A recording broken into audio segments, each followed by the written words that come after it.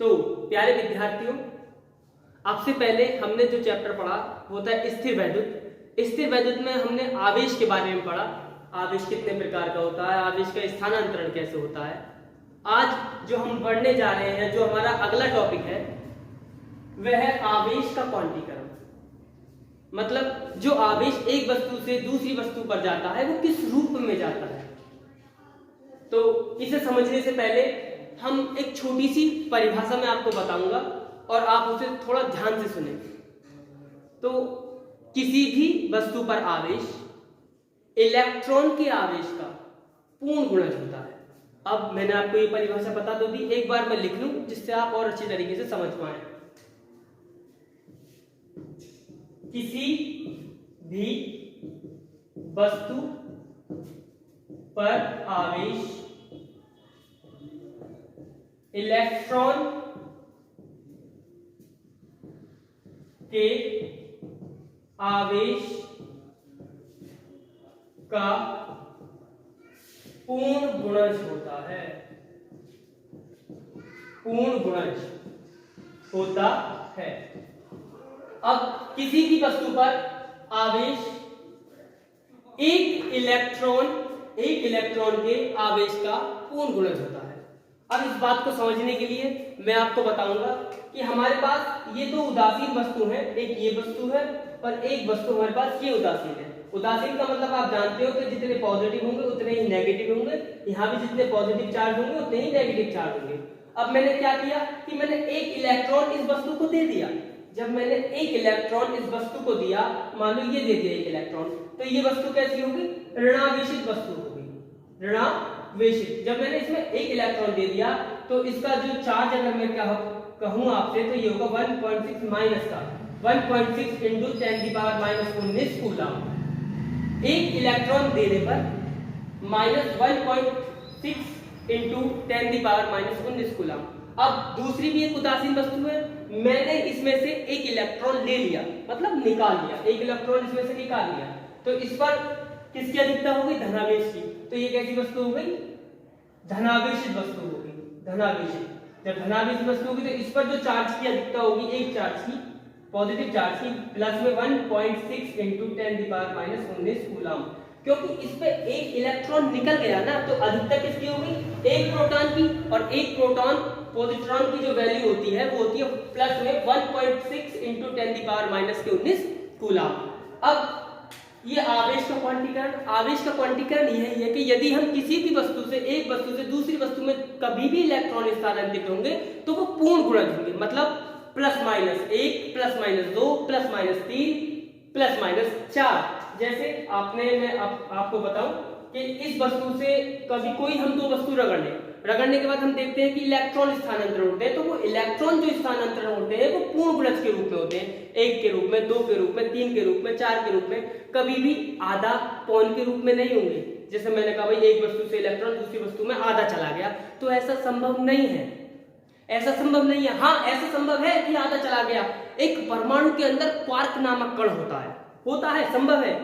Quark नाम का एक कण होता है जिसकी वैल्यू होती है क्वार्क की वैल्यू होती है प्लस माइनस 1/3 इलेक्ट्रॉन और प्लस माइनस 2/3 इलेक्ट्रॉन।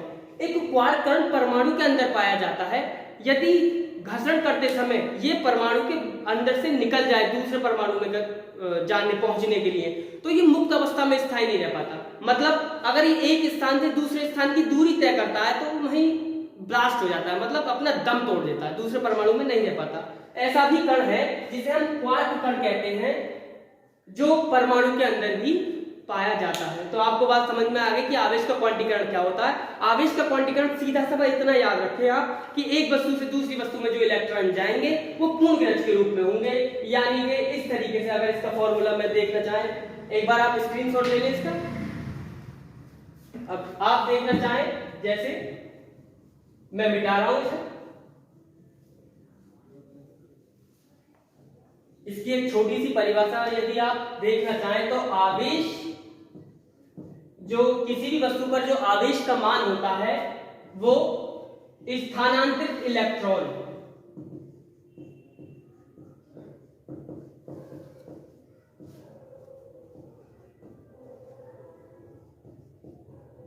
इंटू ई।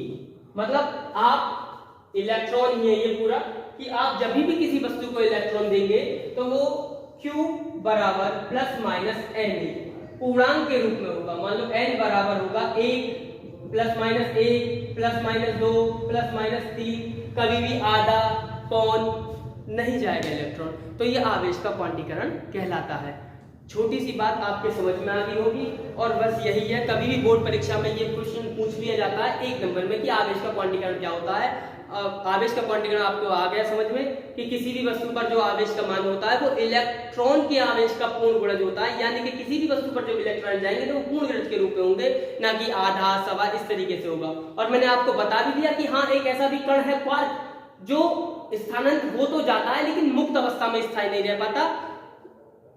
यही आज की जो हमारा टॉपिक है वो समाप्त होता है। अब अगला हम टॉपिक पढ़ेंगे, देखिए। तो अब हम अगला जो टॉपिक पढ़ेंगे वो पढ़ेंगे द्रव्यमान में परिवर्तन। द्रव्यमान में परिवर्तन क्या होता है? अब हम देखते हैं कि जब हम एक वस्तु से दूसरी वस्तु में घर्षण कराते हैं, इलेक्ट्रॉन को स्थानांतरण कराते हैं, तो उसमें जब इलेक्ट्रॉन निकलते हैं या उसमें हम उसे आवेशित करते हैं तो उसमें जो द्रव्यमान है, द्रव्यमान में कमी किस प्रकार से होती है, अधिकता किस प्रकार से दिखाई जाती है, तो इस द्रव्यमान के परिवर्तन को हम पढ़ेंगे। तो सबसे पहले द्रव्यमान का परिवर्तन बताने से पहले मैं आपको बताऊंगा कि एक वस्तु है, ये वस्तु है उदासीन वस्तु। जब ये उदासीन वस्तु है, द्रव्यमान में परिवर्तन समझने से पहले आपको इलेक्ट्रॉन का द्रव्यमान ही पता होना चाहिए कि इलेक्ट्रॉन का जो द्रव्यमान होता है वो होता है 9.1 इंटू 10⁻³ किलोग्राम। यह है इलेक्ट्रॉन का द्रव्यमान होता है। अब हम इसमें ये देखेंगे कि उदासीन वस्तु का द्रव्यमान कितना होता है, धनावेशित वस्तु का द्रव्यमान कितना होता है और ऋणावेशित वस्तु का द्रव्यमान कितना होता है। माना हमने देखा कि हमारे पास ये एक उदासीन वस्तु है। कैसी वस्तु है? उदासीन वस्तु है। हम पढ़ रहे हैं द्रव्यमान में परिवर्तन के बारे में। तो ये कोई उदासीन वस्तु है। मैंने माना कि इस वस्तु से मैंने एक इलेक्ट्रॉन लिया, तो ये वस्तु किस तरीके की हो गई? एक इलेक्ट्रॉन मैंने इस वस्तु से लिया, तो ये वस्तु हो गई धनावेशित। कैसी वस्तु हो गई? धनावेशित, क्योंकि इस पर एक प्रोटॉन की अधिकता हो गई, इसलिए ये वस्तु हो गई धनावेशित वस्तु। इसका मैंने द्रव्यमान माना m, और जो जबकि मैंने इस वस्तु से एक इलेक्ट्रॉन निकाल लिया है, मैं इसी वस्तु को शो कर रहा हूं। मैंने इस वस्तु से एक इलेक्ट्रॉन तब निकाल लिया, तो इसमें किसकी अधिकता हो गई?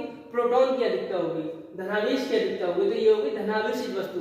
इसका द्रव्यमान मानिए मैंने m डैश। अब दूसरी वस्तु, यही वस्तु है, इसी वस्तु को मैंने एक इलेक्ट्रॉन दिया। जब मैंने इस वस्तु को एक इलेक्ट्रॉन दिया तो इस पर जो अधिकता हो गई वो हो गई एक इलेक्ट्रॉन की अधिकता। तो ये कैसी वस्तु हो गई? ये वस्तु हो गई ऋणावेशित। अब एक छोटी सी बात समझने की है, छोटी सी बात ये समझने की है कि जब मैंने इस वस्तु में से एक इलेक्ट्रॉन निकाला तो ये धनावेशित हो गई, यानी कि एक इलेक्ट्रॉन का द्रव्यमान इसमें से खत्म हो गया। सीधी सी बात है, एक यही वस्तु है, इसमें से मैंने एक इलेक्ट्रॉन निकाल लिया तो एक इलेक्ट्रॉन का द्रव्यमान तो खत्म हो गया, तो इसका द्रव्यमान है m डैश। अब यही वो वस्तु है जिसमें मैंने एक इलेक्ट्रॉन दिया, एक इलेक्ट्रॉन की अधिकता स्थानांतरण किया, तो इसमें क्या होगा? एक इलेक्ट्रॉन बढ़ गया, तो इसमें क्या होगा? एक इलेक्ट्रॉन का द्रव्यमान बढ़ गया। इसमें क्या हुआ? इलेक्ट्रॉन का द्रव्यमान घट गया, और इसमें क्या हुआ? एक इलेक्ट्रॉन का द्रव्यमान बढ़ गया। तो सबसे ज्यादा द्रव्यमान किस वस्तु का हुआ? आपने देखा कि जब इस वस्तु को हमने इलेक्ट्रॉन दे दिया तो मान लिया कि इसका द्रव्यमान m डबल डैश है, तो इसका द्रव्यमान सबसे अधिक हुआ, क्योंकि हम जानते हैं जितने इलेक्ट्रॉन बढ़ेंगे उतना ही इस पर इलेक्ट्रॉन का द्रव्यमान बढ़ेगा। तो सीधी सी बात है, ऋणावेशित वस्तु का द्रव्यमान सबसे अधिक होगा। अब आप ये कहोगे कि अब इसमें इलेक्ट्रॉन और प्रोटॉन बराबर है, तो इसका मतलब क्या? उदासीन वस्तु का द्रव्यमान फिर बड़ा होगा किससे? धनावेशित वस्तु से। तो आपको ये वाली बात समझ में आ गई होगी कि जो सबसे ज्यादा जो द्रव्यमान होगा वो ऋणावेशित वस्तु का होगा, उससे कम जो द्रव्यमान होगा वो उदासीन वस्तु का, और जो सबसे कम द्रव्यमान होगा वो होगा धनावेशित वस्तु का, क्योंकि उसमें इलेक्ट्रॉन की कमी हुई है। अब इस द्रव्यमान के अंतर को समझाने के लिए एक फॉर्मूला है, इसे याद कर लेना। द्रव्यमान में जो अंतर होता है वो होता है डेल्टा m बराबर n इंटू एम ई, मतलब इलेक्ट्रॉन का द्रव्यमान और कितने इलेक्ट्रॉन स्थानांतरित हुए। तो आपको आज ये बात समझ में आ गई होगी कि किस वस्तु का जो द्रव्यमान होता है वो अधिक होता है। आपसे कोई कहे धनावेशित, ऋणावेशित और उदासीन, इन तीनों वस्तुओं में से सबसे ज्यादा द्रव्यमान किसका होगा, आप समझ जाए कि इन सबसे ज्यादा वस्तुओं में जो द्रव्यमान होगा वो होगा ऋणावेशित वस्तु का द्रव्यमान अधिक होगा, उससे कम धनावेशित का, और सबसे कम उससे कम उदासीन वस्तु का, और सबसे कम धनावेशित वस्तु का। ये मैंने आपको सार अच्छी तरीके से समझा दिया है और ये बोर्ड परीक्षाओं की दृष्टि से बहुत ही ज्यादा महत्वपूर्ण है। अब आप मेरी बात को ध्यान से सुन लिया आपने, ये मुझे पता है, लेकिन अब आप कितना कर पाते हैं ये आपके हाथ में। तो आज की वीडियो